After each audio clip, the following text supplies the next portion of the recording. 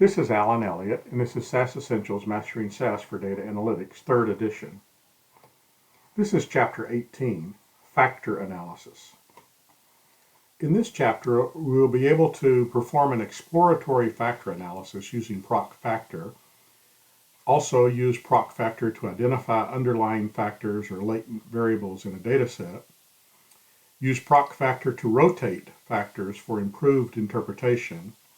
And use PROC FACTOR to compute factor scores. As usual, if you would like to follow along with examples, please download the files from this web location. Let's get started.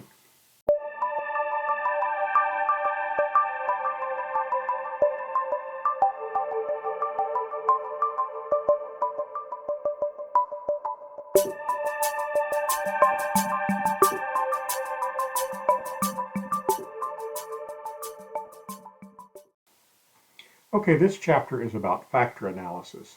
Now, factor analysis is a dimension reduction technique designed to express the actual observed variables using a smaller number of underlying latent variables.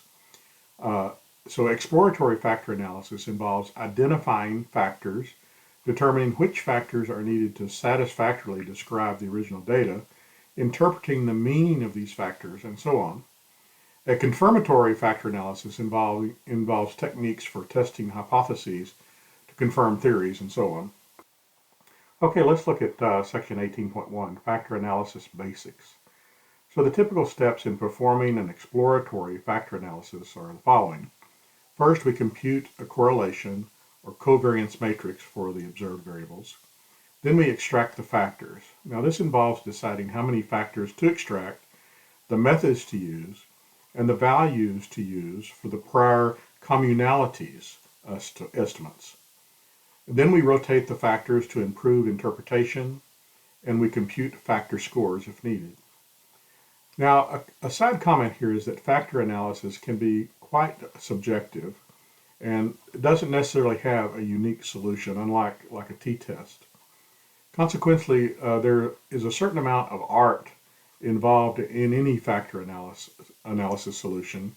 And so this tutorial and indeed the chapter can't cover all the possibilities of what a factor analysis should be or could be. And in fact, that's a complete course that you might want to take. So I would encourage you to read the chapter because it does have additional information. But we'll cover a number of items here as we move forward in this chapter. All right, so let's look at using PROC FACTOR. The SAS procedure used to perform exploratory factor analysis is called PROC FACTOR. The simplified syntax for this is as follows, and again, it looks very similar to other procedures. We have PROC FACTOR and followed by some options. We have the var statement, which we've seen in any number of procedures. But we have some additional new ones. In this, for instance, one called priors. And again, we're going to have communalities here that we're going to talk about as we move forward. All right, let's look at some common options for PROC FACTOR. And again, some of them are things that we've seen before, like data equal data name. Method is going to be something we haven't seen. Methods include ML, which is maximum likelihood, and principal component. We're going to have certain eigenvalue options and specify the maximum number of factors, the no print option, which we'll use. The priors option, we're going to use one called SMC, which is squared multiple correlations, although there are other ones. Rotate specifies the rotation method. We're going to look at Varimax, Quantimax, Equimax, and Promax. We're not going to use them all, but we'll look at some of those. We'll look at creating a Scree plot of the eigenvalues, displaying simple standard deviations and means and so forth, and also displaying a correlation matrix. Okay, this continued table just has some common things in there. I won't talk about those. Let me just make a comment here that this chapter is really assumes that you already know some things about factor analysis. Factor analysis could be an entire semester course. So some of these things, if you're not familiar with them already, all these options may be a little bit confusing, but we'll still go over how you would use this in a typical sense to look at some analyses, and so you can understand how PROC factor could be used maybe for your data set.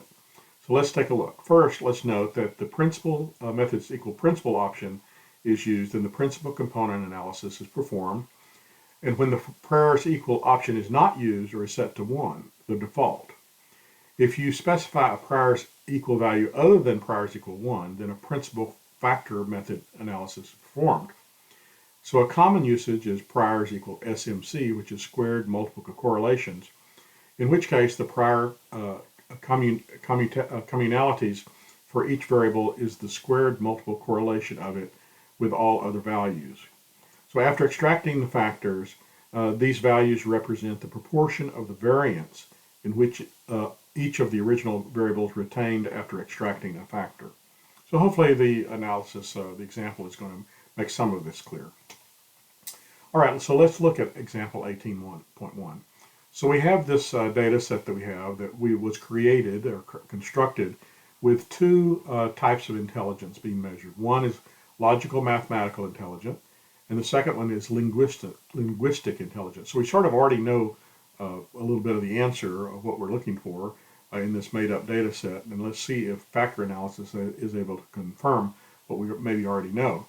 So in this example, we examine a hypothetical data set that contains 6 variables, each measured on a 0 to 10 scale.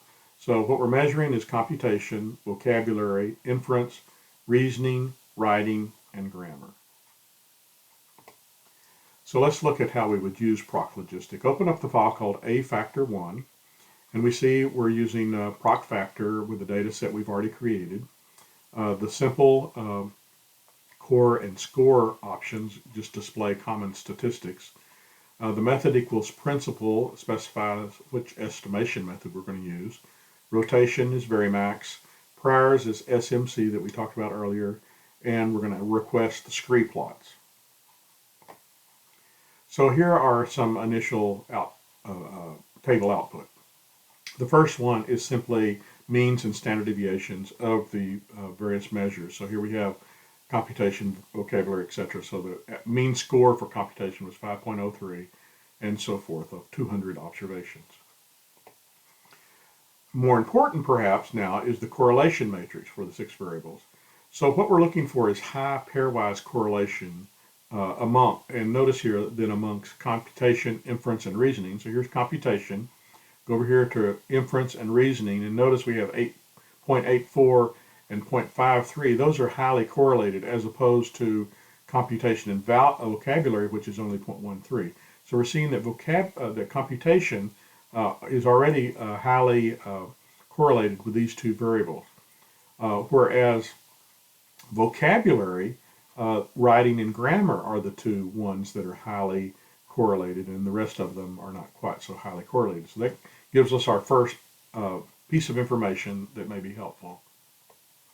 And then we're going to look at these estimates. So because we specified principal, method equal principal, and priors equal SMC, so SAS uses this principal factor method where the prior estimates for each variable is the squared multiple correlation of it with all other variables. These prior estimates are given in this table. So again, let's look at these estimates. What we're interested in again, is finding estimates closest to 1, which means the variable is better explained by the factor. So computation appears to be pretty well explained. Inference, pretty well explained. Maybe writing, and the rest of them, grammar's not too bad. The rest of them a little bit less. Now, the eigenvalues. So this table displays something called eigenvalues that are associated with the factors based on the reduced correlation matrix. So it's clear from this table that there are 2 dominant eigenvalues. What eigenvalues are trying to do is tell us how many possible, what kind of solution would be a way to describe this data set. And what we're finding here is that these eigenvalues, there's 2 eigenvalues that are large and the rest of them are small. So what it's saying is this is probably a 2-factor solution. In other words, there of this data set and all these variables, we can probably reduce the description of this data set from the 6 variables we have to 2 kinds of factors. The Scree plot tells us something similar. Again, we have 2 high eigenvalues, and then it quickly falls off. So it just gives us a visual confirmation of what we already saw in the previous table. Now let's look at these estimates. So these are the proportion of variance in each of the original factors retained after extracting the factors. So it seems that all 6 variables are sufficiently well represented by the 2 factors, with the variable reasoning have the smallest. So again, we're looking for 1 being the best. Reasoning is not quite as represented maybe as the other ones. All right, let's look at the factor pattern matrix. So in this table, it can be seen that for factor 1, so notice we have 2 columns here, factor 1 and factor 2, because we've decided it's a 2-factor solution here. In factor 1, everything has a positive coefficient ranging from 0.41 to 0.77. A reasonable interpretation of this factor might be that maybe it's a measure of overall intelligence, because all of them are not small. They're all okay. The second factor here, however, has some negative loadings here, notice, on the linguistic measures, and very high positive loadings on the math. So this factor is telling us something different. It's heavily looking at maybe the math intelligence of the person. So based on, and this is always a less than ideal interpretation of these factors, again, it's an art, we maybe can improve this a little bit. So we can use a rotation in hope of producing more interpretable results. And in this case, we're going to use rotate equal varimax, which is a very popular one to use. It gives an orthogonal rotation, and it's going to produce 2 orthogonal factors that are potentially easier to interpret. So let's take a look. So now with the improved factor pattern, let's look at this. So this table, the coefficients for computation are different in this case. Low for factor 1, high for factor 2. Similar interpretations show that for factor 1, it's highly correlated with 3 variables: vocabulary, writing, and grammar. Again, high, low, low, high. And so we see that, and I've circled the ones here, the ones in identifying linguistic are high for factor 1, and for factor 2, the ones corresponding to math intelligence. So what this new rotation did was give us a clearer view of the factors within this data set, telling us that some things were measuring similar kind of things. Vocabulary, writing, and grammar are measuring similar kinds of things, and we know that's linguistic capability or intelligence. And factor 2 tells us that there's also a second kind of thing being measured, and that is math intelligence. Now, let's do a final look at this data, and let's calculate factor scores and save them in a temporary working file we're going to call F-scores. And in order to accomplish this, we add the following code, and notice I have some additional pieces of code here in red. One of them that I'm going to add here is called prefix equal type. Now, up to this point, everything has been called factor 1, factor 2, but I'd rather it be called type. So I'm going to give it a new prefix called type, so that now when we run this and go to the output, which we're going to print here using this PROC print statement, notice the variable now that we're going to print is type 1, type 2, instead of factor 1, factor 2. So we get this type of table. We get a table called type 1, type 2. I'm just telling you that maybe you want something a little bit more explanatory as your factor names rather than the word factor. So here we have type 1, which I'm describing as showing a linguistic characteristics, vocabulary, and so forth, writing and grammar. And this column, type 2, is describing math more, which is computation and inference.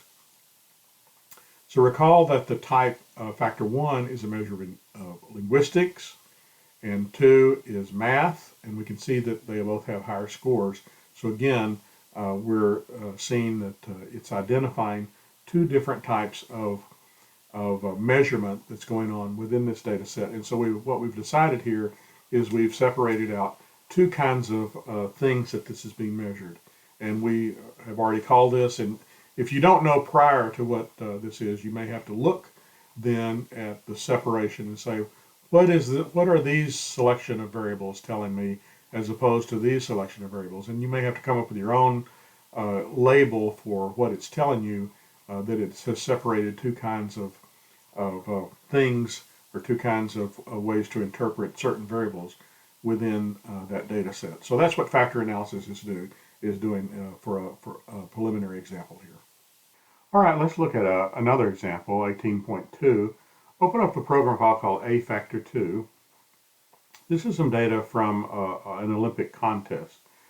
And this data set contains the scores of 193 athletes who competed in 10 decathlon events in the 1988 through 2012 Olympic Games.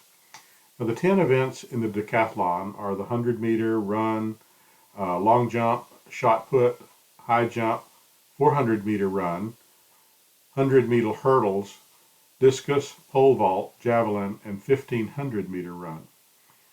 These events measure a wide variety of athletic ability, and in this example, we use the decathlon data set to explore whether there are some underlying dimensions of an athletic ability.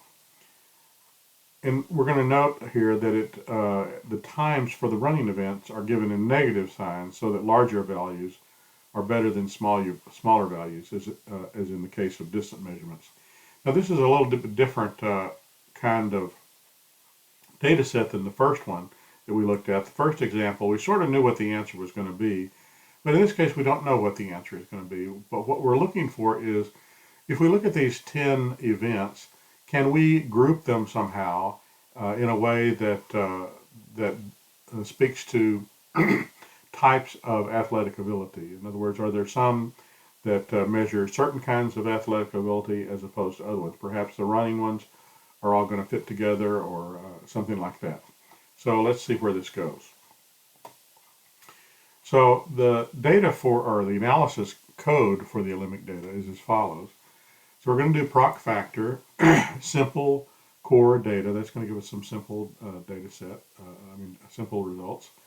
We're going to use the principal method and the ISMC priors, rotate varimax, outstat equal fact all. We'll see what that means. We're also going to see the Scree plot, and in this case, the variables are those 10 types of Olympic sports. So the first table that we get are going to simply be the means and standard deviations. As we mentioned before, in the running events, negative values are reported as negative values, so larger ones are better scores. Now, this correlation data set or table is the first place where we're going to see some interesting results here. So there's positive correlations between speed events, such as the 100-meter run and the 100-meter hurdles. So here we see I have the 100-meter run and the 100-meter hurdles, 0.692 correlation. And also between strength events. So here we have the shot put and discus correlating at 0.478. The 1,000-meter, 1,500-meter run is not highly correlated with any particular event, so that's sort of interesting. All right, let's look at these communality estimates for the Olympic data. Since we specified method equal principal and priors equal SMC, SAS uses these principal factors method where the prior estimates for each variable is then squared multiple correlation of it with other variables. So again, these are the prior estimates, as we're going to see here, that give us the percent of variation explained, and we'll see how these again come up in just a minute. But one of the interesting things we always want to look at now are these eigenvalues, because this eigenvalue matrix or table gives us some idea of how many groups we might be able to reduce this set to, how many factors we may end up with. And in this case, you can sort of argue here what the cutoff is, but it looks like there's possibly 3 factors, and then it drops off pretty much after that. And again, we look at the Scree plot, and we sort of see that where the first factor is very high, the second and third are still high but not very high, and then it drops off very much after that. So now we're looking then now at the communalities in this table that are the final values, and again we're looking at the proportion of variance of each original variables retained after extracting the factors. So if we decide now that we're going to have these 3 factors, let's see what we get here. And so again, we see the proportions here, maybe some a little bit higher than they were to begin with. It seems all 10 events are fairly well represented by the 3 factors, with all the values above 0.33. However, high jump, let's find it, high jump, pole vault, javelin, and the 500 run all have communalities below 0.4. Where larger is better, so those are the bottom ones. Now let's look at the factor patterns. Notice here now we've decided on the 3-factor model, so we have these 3 factors here.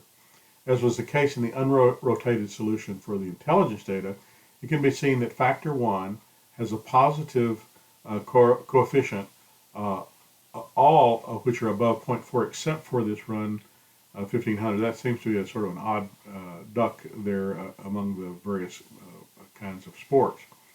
A reasonable interpretation is factor 1 measures some sort of overall athletic ability, primarily related to the first 9 events. And factors 2 and 3 are a little bit more difficult to interpret. We're going to go through here and try to figure out what are these factors measuring. Now, if this is sort of an overall athleticism, then what are these 2 factors measuring? And we have to dig deeper to figure that one out. So we're going to use the rotate Varimax method to see if we can come out with a rotation that produces more interpretable results. So using this, we get this matrix following here. All right, still then, factor 1 we see is still sort of measuring athleticism. So the first rotated factor seems to focus, however, on the 100 meter long jump, 400 meter run, 110 meter hurdle that involves speed and spring. So really, factor 1 now has become a little different in that it's measuring speed and spring, whereas factor 2 seems to be primarily an arm strength kind of thing. So here we have shot put and discus having very high kinds of things. And the only event with large coefficient in factor 3 is this run 1500 meter hurdles. And again, it was suggested that somehow this 1500 meter difference meter run is somehow different than the other one. So maybe it stands alone. So we can go through there and look at those factors and try to decide what exactly each of the 3 mean. And that's where the art comes in. So I would encourage you to read then in the text to see where else we could go with this kind of factor analysis. And again, this factor analysis chapter is trying to then extract factors from a large number of variables. So that ends this chapter on exploratory factor analysis. We're going to continue with chapter 19, which is creating custom graphs. And if this was a useful tutorial for you, we appreciate you liking and subscribing to this channel. And we'll see you next time.